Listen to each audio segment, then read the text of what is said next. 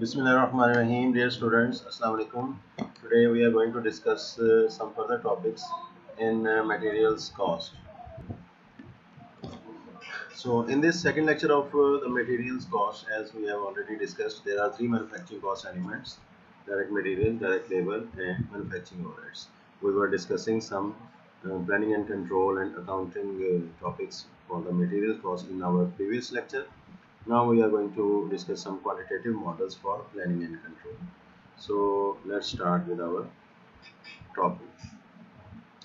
In this quantitative techniques for material control, we are going to discuss economic order quantity.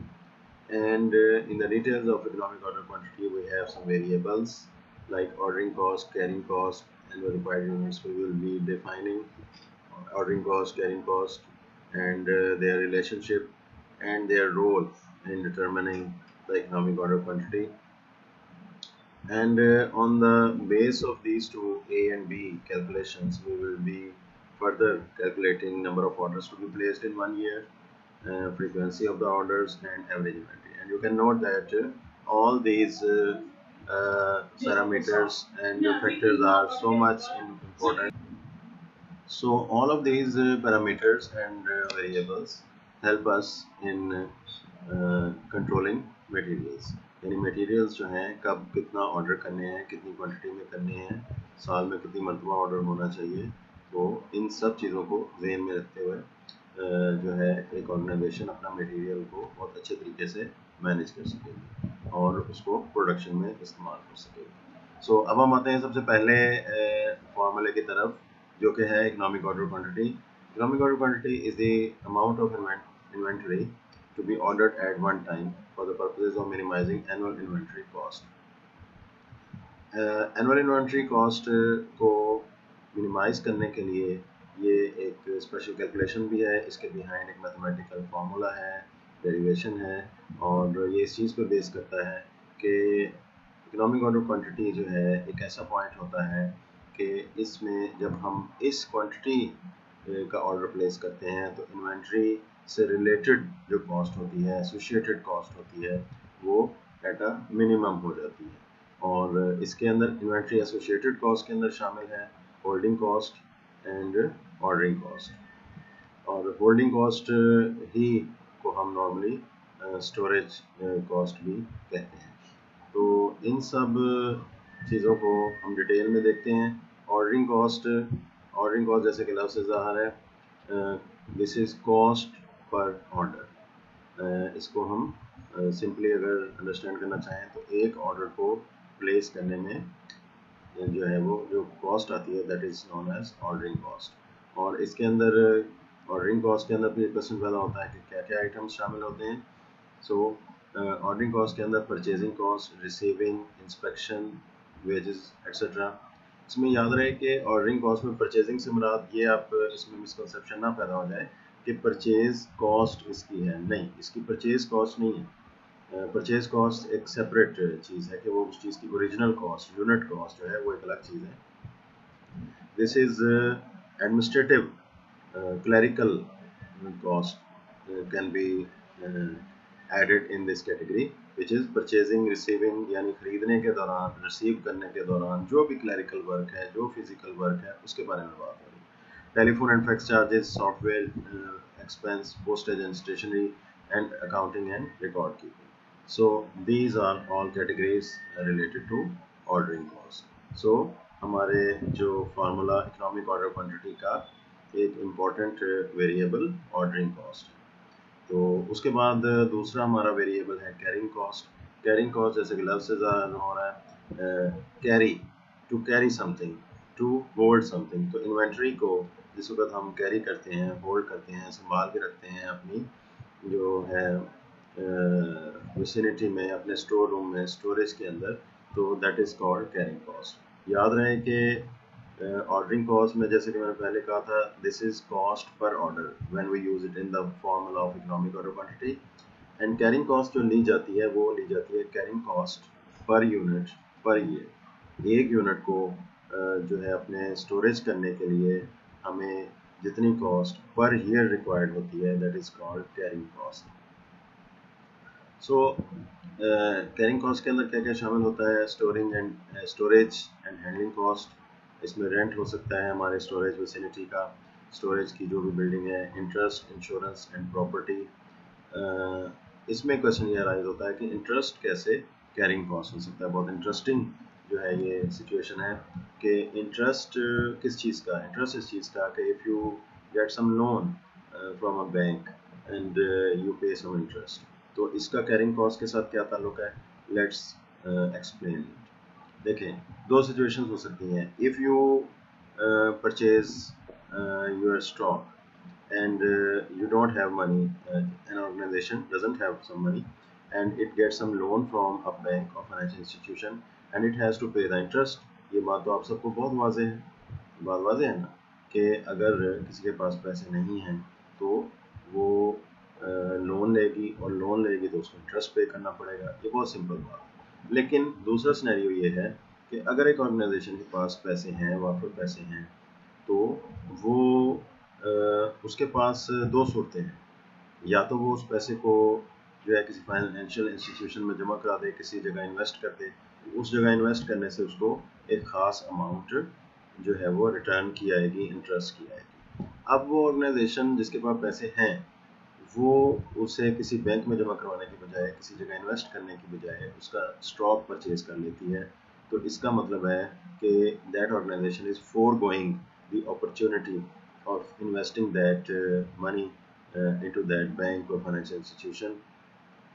तो वो जो forgo कर रही है वो अपॉर्चुनिटी को, सो इसका मतलब है कि वो इंटरेस्ट को फोरगो कर रही है या उस रिटर्न को फोरगो कर रही है जो कि उसको मिलने जा रहा था। तो इसका मतलब है कि स्टॉक को खरीदने के ज़रिए, खरीदने में उस ऑर्गेनाइजेशन को एक रिटर्न जो कि उसको मिलना था वो फोरगो कर रही है, सेक्रीफाइस कर रही है। So that interest is opportunity cost, जो आप पहले जो है बेसिक कॉन्सेप्ट्स में ये कॉन्सेप्ट पढ़ा है। तो आई थिंक ये चीज़ आपको समझ आ गई होगी। तो इंश्योरेंस एंड प्रॉपर्टी टैक्सेस वगैरह ये आप समझ चुके हैं, ये इसके अंदर शामिल हो सकते हैं। Loss due to theft, spoilage, obsolescence, accounting and record keeping. तो ये सारे नुकसान, ऑब्सोलिसेंस एक चीज़ जो है वो ऑब्सोलीट हो गई है, वो इस्तेमाल सही तो है लेकिन यह क्या वो इस्तेमाल के काबिल नहीं रही है, टेक्नोलॉजी चेंज हो गई है, ठीक है, लॉस हो गया, थेफ्ट हो गया, स्पॉइलेज हो गई, तो इन सब फैक्टर से एक चीज़ जो है ज़ाया हो गई। तो ये भी पड़ी हमारी एक कैरिंग कॉस्ट में शामिल हो जाती है। तो अब हम आते हैं अपने फार्मूला की तरफ। इस फार्मूले के अंदर आप देख सकते हैं कि ये एक इक्वेशन थी, इक्वेशन से डेरिवेशन हमने डिटेल की और उसके बाद फिर हमें ये फार्मूला डिराइव हुआ। इसके अंदर हमारे सामने वेरिएबल्स हैं। सबसे पहला है जी 2 multiplied by annual usage in units, इसको नॉर्मली एनुअल रिक्वायर्ड यूनिट्स भी कहते हैं।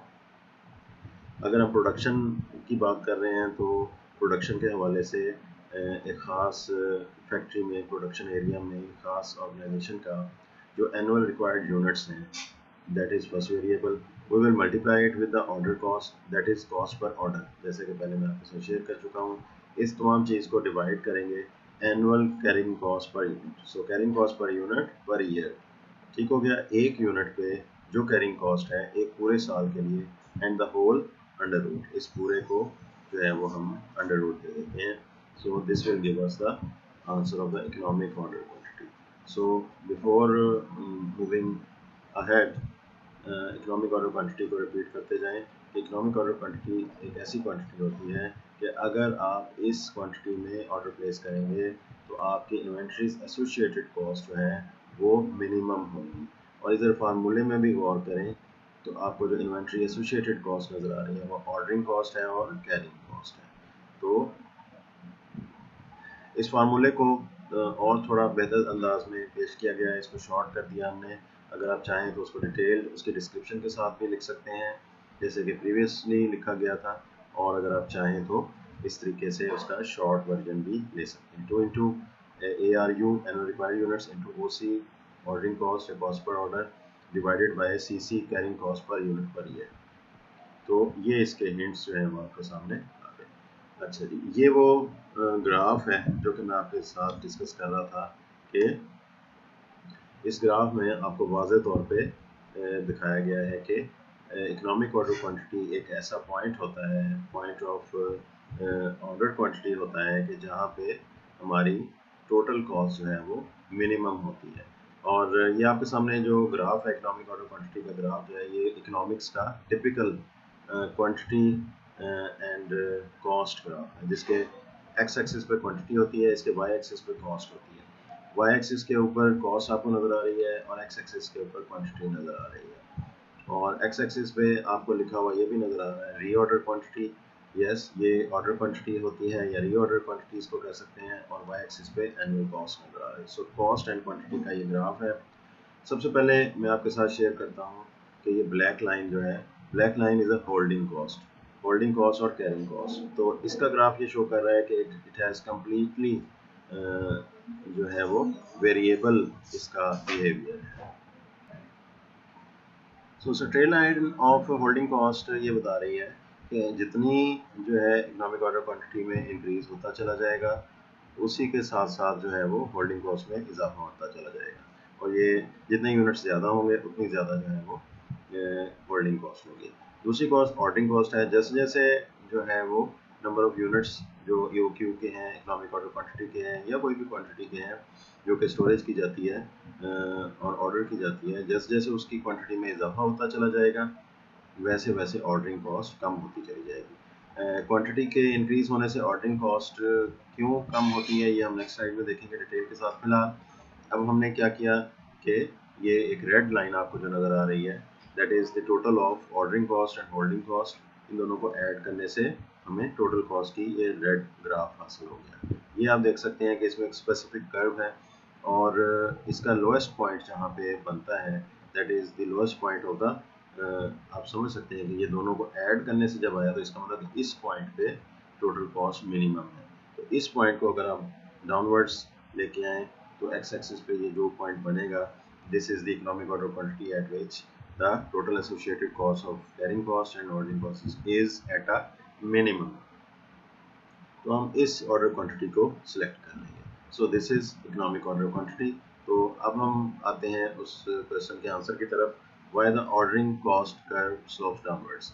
तो इसका जवाब ये है कि व्हेन द ऑर्डर साइज यानी कि ऑर्डर क्वांटिटी हमारी बढ़ती है, यानी हम पहले फर्ज करें 500 यूनिट्स का ऑर्डर देते थे, हमने 1000 ऑर्डर यूनिट्स का ऑर्डर दे दिया, 2000 यूनिट्स का ऑर्डर दे दिया, तो इस तरीके से हमारे number of orders per year कम हो जाएंगे।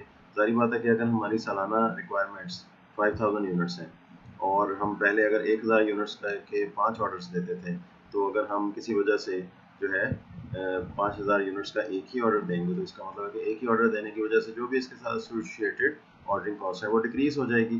तो number of orders per year decrease होने से which results in laser total ordering cost per unit. तो इस तरीके से ये ग्राफ आपको समझ आ गया होगा। तो इंशाल्लाह हम इसके बकाया एस्पेक्ट्स की तरफ आएंगे और इसकी एक्सरसाइजेस की तरफ आएंगे। So that's all about the economic order quantity formula. और इसकी जो है हम इंशाल्लाह जो है कुछ एक्सरसाइजेस वगैरह को भी देखेंगे।